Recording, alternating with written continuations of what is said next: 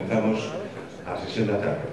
Hoxe temos como ponentes a doña María Xesús Hernández Martín, magistrada xuíz do Xulgado Penal número 2 de Pontevedra, que nos falará acerca da problemática da violencia doméstica. Temos tamén con nós o outro conferenciante que é don Braulio Amaro. Vamos a expresar aquí brevemente un currículum de orientación. Don Braulio Amaro Camaño, profesor e sindicalista, xa que docencia desde 1976, actualmente traballa como catedrático de matemáticas no Instituto de Enseñanza Media Manuel Antonio de Vigo. É a magistrada doña María Xesús Hernández Martín, que xa como dixamos anteriormente, pois xa non necesita presentación solamente con estudantes. Naceu en Salamanca en 1968, é licenciado en Dereito por la Universidade de Salamanca. Ingresou na cadeira xudicial en 1995, comezou desenvolvendo o seu labor no xulgado de primeira instancia e instrucción de Chantada, Lugo, e despois no xulgado de primeira instancia e instrucción número 2 de Montilla del Palancar, Cuenca. O seu destino de ascenso a categoría de magistrado foi o xulgado de primeira instancia e instrucción número 3 de Pontevedra. Actualmente traballa no xulgado penal número 2 de Pontevedra. Señor, tamén temos con nos o Antón Costa, que é profesor de Historia e Educación da Universidade de Santiago, que exerceu ademais durante máis de 20 cursos como profesor de Política e Legislación Educativa. É director do ICE e decano da Facultade de Ciencias de Educación. Foi tamén dos fundadores e expresidente do Movimento de Renovación Pedagóxica Nova Escola Galega, militante do campo nacionalista de esquerdas e posúa a revista galega de educación. É autor de diversas obras de política educativa e de historia de educación, entre as que se poden sinalar Escolas semestres, a educación primaria en Galicia, 1898-1936, e Historia e Educación de la Cultura en Galicia, obra publicada no ano 2004 e galardoada con diversos premios. Creo que estamos presentando unha conferencia que vai ser moi interesante porque vai a tocar dos temas da violencia que están moi pertos a nós. Violencia nas aulas, violencia no ensino e violencia doméstica, que atañe a xurisdicción penal. Bueno, entón, vamos a comenzar. As reglas, vamos a decir, de xogo van a ser a seguinte: va a haber unha exposición de 20 minutos por cada un dos conferenciantes, depois teremos un descanso, depois a continuación un debate ou un coloquio.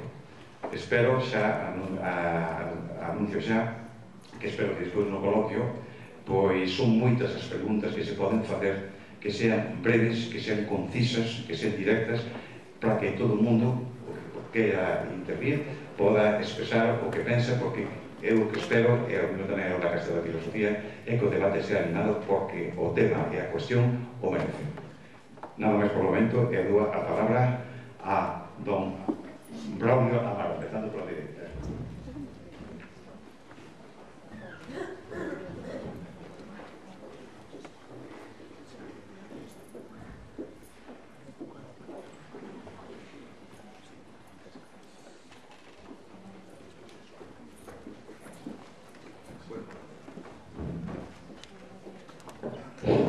Boas tardes a todos e a todas. Agradecervos aos membros da Aula Castelao este convite. E, bueno, vou intentar falar un pouco sobre o tema da acoso escolar e a chamada violencia entre iguais. En outubro deste curso, Eduardo García Parada convidou-me a participar nesta mesa e máis 2 anos de experiencia docente, 33, para ser máis precisos, e ademais en distintos niveis educativos en distintas áreas xeográficas poblacionais de Galicia, tiña unha certa idea preconcebida do que significaba e a importancia que tiña a chamada violencia entre iguais, que matizaremos isto, nos centros educativos. Realmente penso que minorizaba a importancia deste fenómeno social e actuaba con certo esquematismo ao respecto. Despois deste convite, por parte da Aula Castelao, tentei, de algún xeito, documentar o máis posible, mirar e referenciar as suxestións teóricas que estaban facéndose no contexto europeo e a un contexto máis occidental, como o caso de Xapón, e mirar tamén que prácticas docentes e que prácticas non só do profesorado, sino tamén do alumnado se tiñan a este respecto. Teño que reconocer abertamente, e na entrada, de que as ideas preconcebidas que antes falaba, iniciais, por a miña parte, sufriron unha pequena mudanza ao longo deste tempo, ao longo de outubro até aquí. Realmente, algunas cuestións tuveron bastante importancia a hora de modificar ou a hora de facer unha pequena transformación na miña reflexión, ainda que penso tamén que será, ainda que mudar en algunas opinións, penso que no global e no fundamental máis ou menos mantiña máis ou menos a mesma opinión inicial, matizada e diferenciada, iso é certo. A primeira sería o coñecemento teórico do que se estaba a desenvolver tanto no Estado español como no resto dos países europeos a respecto deste tema, a respecto do chamado acoso escolar ou no término anglosasón bullying, que en concreto no Estado español pois, é unhas persoas que máis leva traballado nesto, un compañeiro que leva traballado moito tempo en Euskal Herria, en Euskadi, e é José María Vilés, que penso foi un precursor no xeito de todo este tipo de estudio, de todo este tipo de análisis que vamos a intentar mirar e que, de logo, recoñozo que foi un pouco, de algún xeito, a guía máis importante a hora de intentar centrar, intentar mirar, intentar abordar e analizar pues, este fenómeno ou este determinado proceso. É certo, ademais, tamén, de que ten desenvolvido un grandísimo traballo esta persoa, José María Vilés, e que ademais se pode conseguir por medio de internet pois moitas cosas, moita documentación, moitos libros, moito análisis, moitas conferencias. De concreto, convidaríamos, que se de caso faría unha pequena referencia a que acceden na página do sindicato Esteilas de Euskal Herria. Podes descargar un breve libro de unos 58 páginas, se non recordo mal, que penso que sería de bastante utilidade que todos e todas as que nos dedicamos á profesión docente o puderamos consultar, o puderamos ter e o puderamos estudiar e analizar. A segunda idea ou a segunda reflexión que faría sería de que realmente a miña práctica docente, en estos 33 anos que levo de práctica, digamos, non me atopara casi nunca con unha situación de conflito tal como a que vi neste curso. Eu traballo en un centro de Vigo, un centro que está na nosa radio, no Mesueiro, que é o Instituto Manuel Antonio, como antes comentaba o presentador, e por primeira vez, en bastante tempo, por menos por primeira vez, dentro de as coordenadas que hoxe en día se entenden como tais, asistimos a un proceso de un fenómeno de acoso escolar, de acoso por que se chama bullying, antes decía, a un alumno de primeiro de ESO. Unha situación bastante grave, unha situación gravísima, bastante grave, gravísima, que provocaron a este alumno que por parte de 4 mangañós andaban a acosar todo o día. O rapaz non quería asistir ao cole, non quería asistir ao instituto, non quería ir ao transporte escolar, non quería ter ningún tipo de relación con o resto de compañeros e compañeiras, e realmente tiña unha situación moi difícil, moi difícil. E empezamos a darnos conta no centro, eu máis ou menos colateralmente, de que había un problema. Afortunadamente, houve unha actuación decidida por parte da dirección, por parte concreto do orientador, do secretario de estudios, do tutor do alumno do curso, dos pais e das nais, fixeron un montón de reunións, e mesmo por compañeros mesmo do propio alumnos, e logrou se frear de momento pues, este tema que para nós supuso un problema moi importante ao longo de todo o primeiro trimestre. Saído nestes momentos está, eu penso que ben encaminhada as cousas, e penso que neste momento pois, podemos, ou se podrá, lograr de que non se volvan a repetir.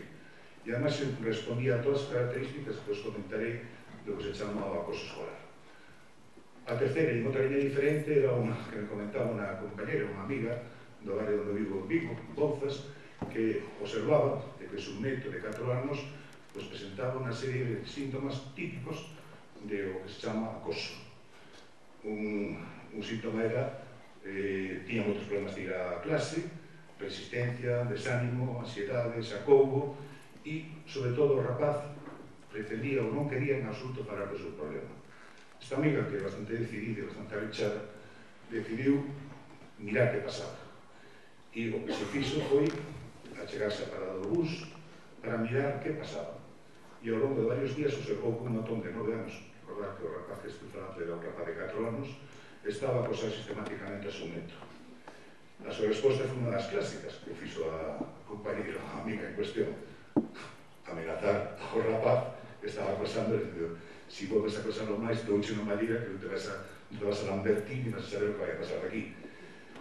Despois, falando comigo desas cousas, miramos un pouco, bueno, pues outro tipo de procedimentos se podían facer, outro tipo de accións, e dende logo ela era a súa reacción instintiva natural. Reacción instintiva natural que ten os riscos, os seus problemas e as súas consecuencias, como despois espero poder facer referencia a este tipo de actuacións. A cuarta suxestión, a cuarta cuestión que me plantexei, por lo menos de os miolos, foi algo que supoño que veríades todos e todas durante todo este tempo, unha nova moda. A nova moda é gravar malleiras a compañeros e a compañeiras, difundilos por internet, e non saben ben que objetivos persiguen. Un objetivo que persiguen, fundamentalmente, é darse publicidade, e exhibición dese acto, digamos, sádico, ese acto sádico con compañeros, que os citan baixo unha mensaxe de SMS e despois graban ese tipo de cuestións. Cuestión esta que empeza a adquirir, pues, tampouco unha importancia absolutamente desmedida, pero sí diría unha importancia de certa importancia, na medida tamén que depois comentarei de que este tipo de fenómenos están publicitando e dándoles unha importancia por parte dos medios de comunicación que a veces é tremendamente exagerada. A quinta faría relación con o anterior a determinadas liñas editoriais que están a facer os medios de comunicación, en concreto os chamados xornais de balde, que tantos sorpresas non sei cales son, pero que están constantemente insistindo e magnificando o tipo de fenómenos de violencia, o tipo de fenómenos de acoso, e dándolles unha importancia absolutamente exagerada, con unha intención moi clara. Unha intención moi clara que é un pouco de criminalizar a xuventude, por un lado, e por outro lado tamén de magnificar o problema para que se reforce o que chaman eles a autoridade do profesor. Un titular habitual de que moi repetido ao longo deste curso 2005-2006, hai que restablecer a autoridade do profesor, iso é fundamental. E iso cala moito dentro das mentes e dentro de, digamos, as ideas, tanto de pais e nais como mesmo das ideas do mesmo profesorado. A autoridade do profesor é fundamental para poder afrontar isto. Pode ir sobre isto máis adiante.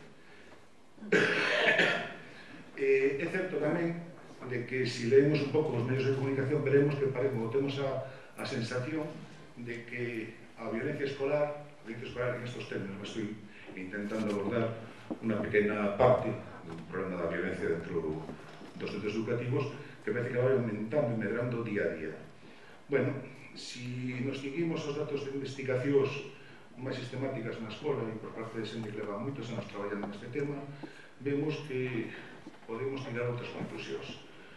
Primeira cuestión é que para falar de acoso escolar, unha cosa importantísima é que debe existir repetición e permanencia no tempo. Non basta un feito puntual que supoño que todos que estamos aquí, todas que estades aquí, teremos vivido, unhas veces directamente, outras veces como observadores, outras veces como espectadores, de que fenómenos de tipo ten se dado casi sempre. Pero unha cosa que nos debería levar a ter unha certa preocupación é a repetición e a permanencia no tempo. Por exemplo, porque hai dos casos moi dramáticos nos últimos tempos, recordaréis todos e todas, o caso de Joaquín, un rapaz de Hondarribía que suicidouse tirándose das murallas da cidade, da vila de Hondarribía. Eso foi absolutamente desmesurado por medios de comunicación, é certo que é un problema gordísimo, é unha cuestión, unha situación que non nos gustaría ni como país, ni como nais, ni como persoas poderla vivir e sufrir, pero que foi unha exageración bastante clara. Se intentó criminalizar non só os compañeros, que había 8 matóns en concreto que andaban perseguíndolo constantemente, pero se intentó criminalizar non só o profesorado do centro, a dirección do centro, sino tamén a todo o contexto educativo no que se desenvolvía. Non hai que esquecer que Hondarribía está por arriba no norte e que todos sabemos o que pasa por aí arriba, o que din que pasa por aí arriba. Outro caso que tamén tuvo un impacto mediático importantísimo foi o de Cristina, unha rapaza de Elda que suicidouse tirándose unha ponte dun ferrocarril, supoño que coñeceredes máis ou menos o tema, e que despois realmente non está nada claro, en absoluto, de que fora motivado ou debido a un problema de acoso escolar. Había varios factores, varias cousas. Que fixeron medio de comunicación? Centrar e exagerar este tipo de cousas. É tamén importante salientar de que o impacto mediático sempre foi dirixido casi en exclusiva aos centros públicos. Semella que todo o que sucede en cuanto a que este fenómeno de violencia escolar só sucede nos centros públicos. Nos centros privados parece que nunca pasa absolutamente nada. Nada. Es máis, ahora sabedes perfectamente de que hai unha campaña da policía de controlar o consumo de drogas, intermediarios de drogas, os trapicheos, esas cousas, nos centros públicos. E hubo denuncias en concreto de un medio de comunicación que decían que en Vigo en concreto vayan á Rúa Ecuador. Hai 2 centros privados ali que se trapichean todos os días. Pensades que alguna vez a policía fixo unha intervención nese centro? Non. A intervención nos centros dos alrededores, como é o meu, que temos constantemente as varias unidades de policía controlando rapaces, e se un día leva un peta, un porro, pues resulta que mete unha multa de 300 euros, sabendo que o trapicheo non será para aí, sabendo que hai outros centros clarísimos onde se está distribuindo e está mirando. En este caso, pues pasa un pouco o mesmo. É dicir, aquí existe unha especie de muro de silencio con respecto aos centros privados donde ninguén quere decir nada. Con todo, algunas veces salen a luz pública algunas cousas. Por exemplo, en Vigo, unha asociación que se chama Contra o Acoso Escolar, sinala o día 9 de febreiro deste ano, de que en Vigo hai 32 escolares que sufren o bullying, máis en centros privados e concertados. Hai outra organización, nada sospeitosa, digamos, de esquerdismo barato, que sería o Centro Reina Sofía, dependente da Generalitat do País Valencià, que mantén en un informe que fai referencia de que estima que o fenómeno do acoso escolar dase moito máis nos centros privados que nos públicos. En concreto, establece unha porcentaxe dun 20,8, bastante exagerado por outra parte. E mesmo outra institución sospeitosa, digamos, tamén de moitas cosas, como é o caso de Comisións Obreiras, sinala que a porcentaxe de acoso e violencia nos centros privados é dobre que nos centros públicos. É curioso que isto aparece en cosas absolutamente fragmentarias, en cosas absolutamente marginais. Nunca aparece nos grandes medios de comunicación, nunca aparece, digamos, como un discurso normal desos medios de comunicación que, aparte de poder informar, deben informar tamén verazmente. É certo que o bullying non é unha novedade, o bullying é unha cosa, non é unha novedade. Os fenómenos de violencia producíronse sempre e quizás con a mesma ou maior intensidade. É certo tamén que agora son máis visibles porque, digamos, hai maior acceso ao tema da educación, hai maior preocupación, hai maior implicación e hai maior publicitación por parte dos medios de comunicación. Si nos referimos ou queremos mirar que o bullying, diríamos que o bullying é un termo, como antes comentaba, anglosasón, procedente a palabra inglesa bully, que deriva a súa vez de bull, touro, e isto é importante porque é unha das características fundamentais do agresor frente a víctima, unha característica fundamental é a maior poderío físico, a maior presencia física do agresor frente a víctima. Hai outras cosas máis, pero penso que esas son as cosas que establece claramente esa diferencia.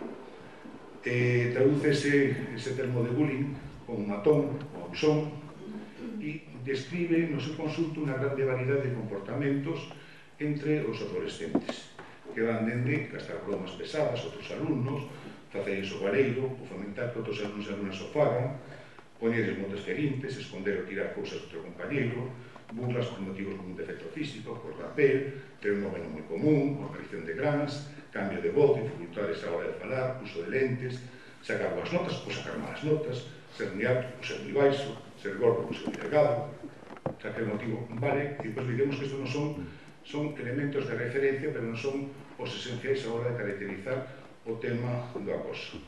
Outro elemento son provocacións continua ao alumnado obxecto do acoso, levantar rumores falsos sobre o teu compañeiro, extorsións, mesmo sacándoles os cartos, amenazándoles físicamente, quitarles almorzo, maltratos físicos, etc. E a última novedade son os mensaxes por móvil, SMS, por suposto, de carácter ferinte. Eso sabedes tamén que todos os anos son unos auténticos fantásticos no manexo dos móviles. Eu quería ver se podo poñer... Hai alguén por aquí que me podo preguntar de organización. Que non vai.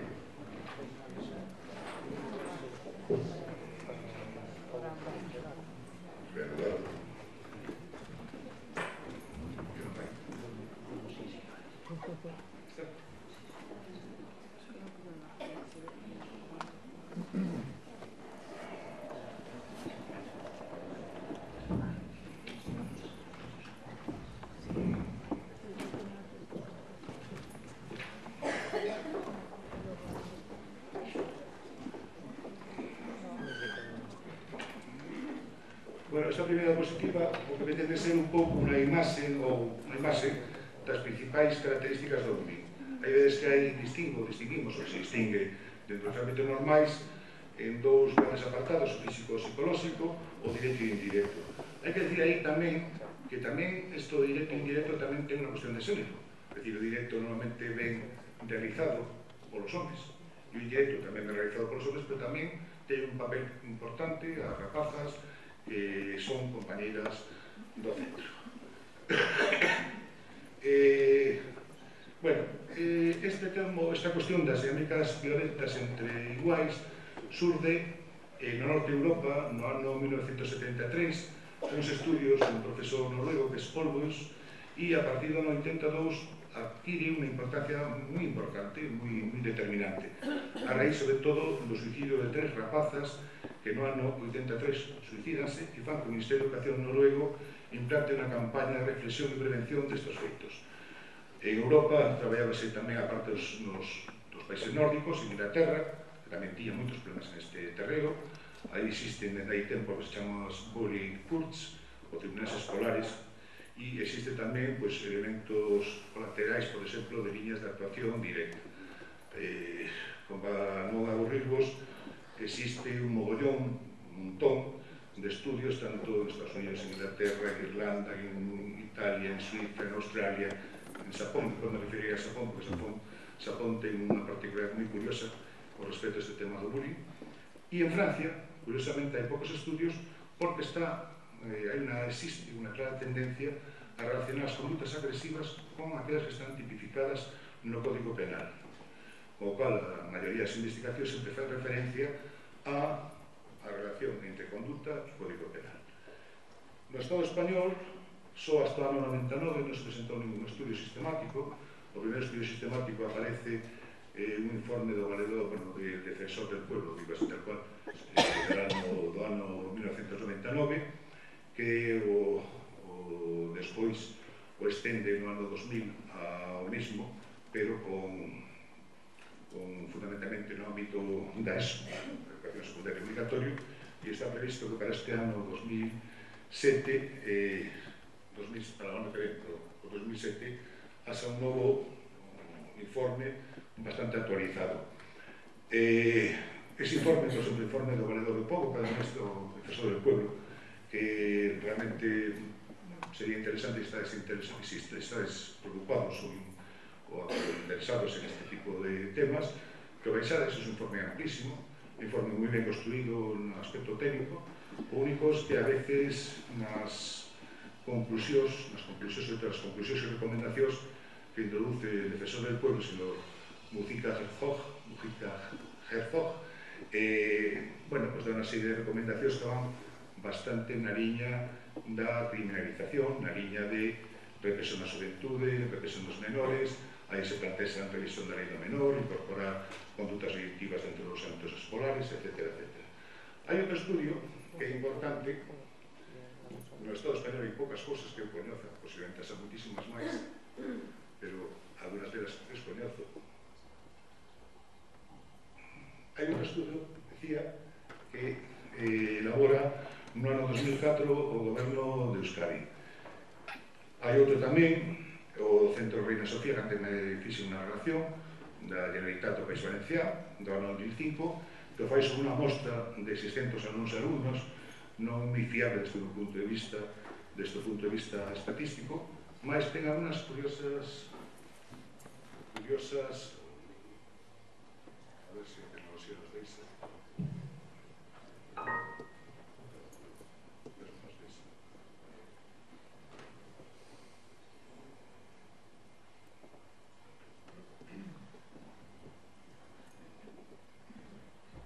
Bueno, voy a pasaros ahora a una serie de positivas relacionadas fundamentalmente con el informe de Euskal Herria, ¿no?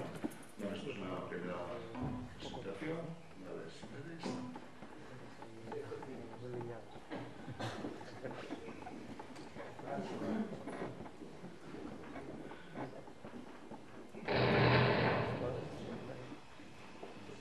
Bueno, ahí veis que hay una muestra de PISA, una muestra importante desde el punto de vista estadístico, es una muestra de 3.132 alumnos y alumnas. Hay una división entre el alumnado prácticamente igual entre los diferentes niveles educativos y a partir de este momento empezamos un pouco unha serie de cuestións sobre quen exerce o acoso, onde están que non exerce, onde ocurre, medo a acudir ao centro.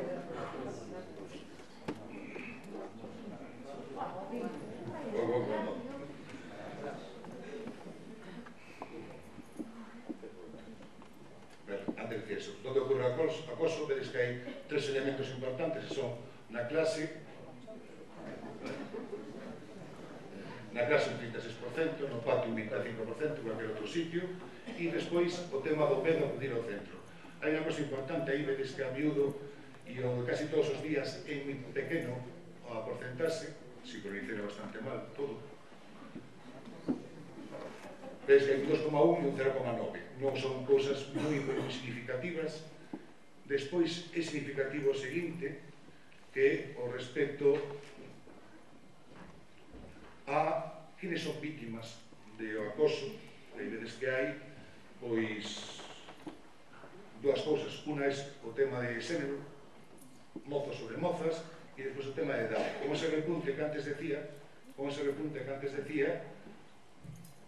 que aparecerá, que vedes que nos 17 anos empeza 5,6 nos 11 anos, 12 anos, etc. vai descendendo, e hai un repunte a 5,4 nos 17 anos, que obedece fundamentalmente por os datos de que facían este informe, obedece fundamentalmente a cuestións relativas a repetidores e repetidoras que en esos momentos, digamos, acadan un índice de fracaso escolar importante e que siguen repetindo prácticamente todo o que deixa antes a LOCSE, o que deixa hoxe en día a LOCE e o que deixará dentro de pouco a LOE.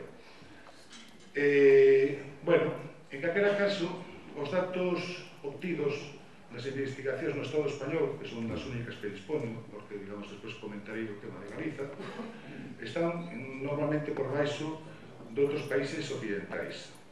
Nas investigacións de unha persona tan experta como antes comentaba, como é José María Avilés, do ano 2002, establece máis ou menos un seguimento importante desde o punto de vista estadístico de que como vítima aparecen normalmente un 5,7% e como agresor en forma continuada e de forma frecuente un 5,9%.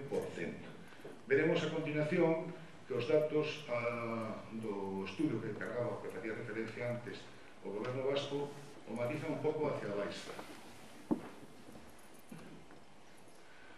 Aí vedes que o índice de bullying, de acoso, é dun 3,7% en secundaria, sube en primaria un 5,8% e reafirma un pouco o que antes iba comentando dos tramos de idade e dos tramos de descenso, desa curva de descenso, polos tramos de idade como ese repunte máximo que podía haber en outro momento. Si queremos tamén mirar algunha outra consideración respecto a isto, non estaría de máis presentar un estudio que presenta que fai unha psiquiatra, unha asturiana, penso, Isabel Menéndez, a ver se máis...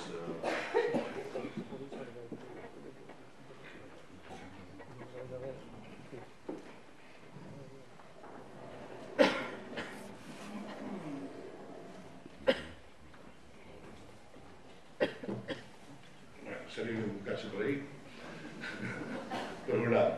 Vamos a ver, aí en ese que non se ve digamos que hai unha serie de datos importantes, non? Na medida que un 90% son testemunhas dunha conduta deste tipo, no seu entorno, o 30%